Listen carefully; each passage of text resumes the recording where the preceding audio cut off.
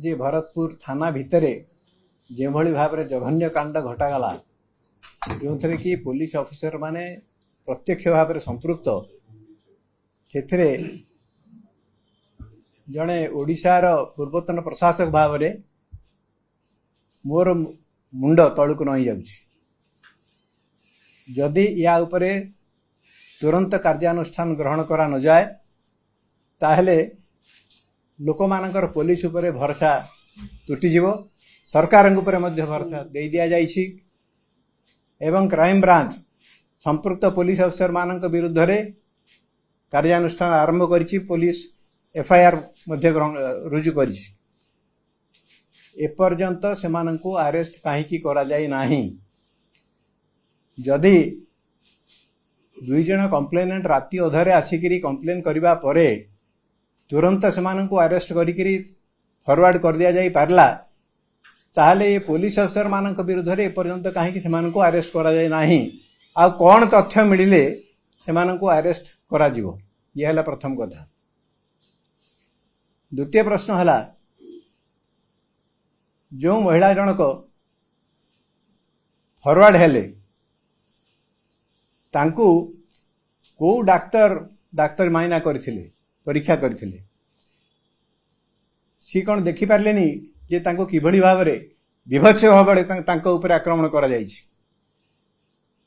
जदि डाक्तर ताकु ठीक भाव में क्लीन चिट देइथिबे ताल से डाक्तरंग विरुद्ध रे कौन एक्शन निया जाउछि ता मध्य मु जानिया पई चाहूछि कारण डाक्तर माने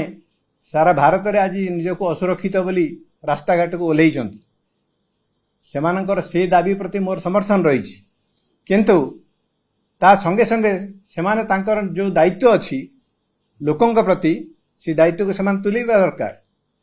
जदि जड़े महिला एभली अवस्था रे तांक पाखु जाइकी प्रोड्यूस होउचंती ताले से तांक रिपोर्ट रे कोन लिखिचंती एवं से संपर्क रे हमर डाक्तर मानंकर कोन प्रतिक्रिया रही ये हला मोर द्वितीय प्रश्न। तृतीय प्रश्न हला जे जो रोड साइड रोमियो जो मानक घटनारू जो मानकर एभली दुर्व्यवहार रे घटनाटी आरंभ हला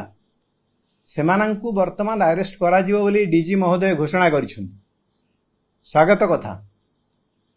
किंतु घटना घटलानी 15 तारीख रु आज हे गलानी 20 तारीख क्राइम ब्रांच को जिबा परे पुलिस कहूची जे सेमानंकु अरेस्ट करा जिवो ताहले महिला माने राजरास्ता रे भारत वर्ष रे ओडिशा रे एवं भुवनेश्वर रे केते दूर सुरक्षित समस्त जानि पारुथिबे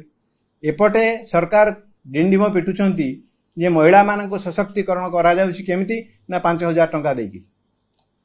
सेपटे महिला मानक थाना रे जेभली भाव रे अत्याचार करा जाउची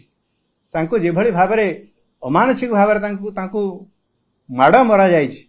गोटे पिता हिसाब रे मु अत्यंत व्यथित गोटे झील पिलाटे को आपण किभली भाव रे ता छाती रे गोईठा मारिबे आपण किए देला आपण को एई घटना गुड़िकर जदि तुरंत कार्यानुष्ठान करा न जाए पुलिस अफसर मानक जदि तुरंत गिरफ करा न जाए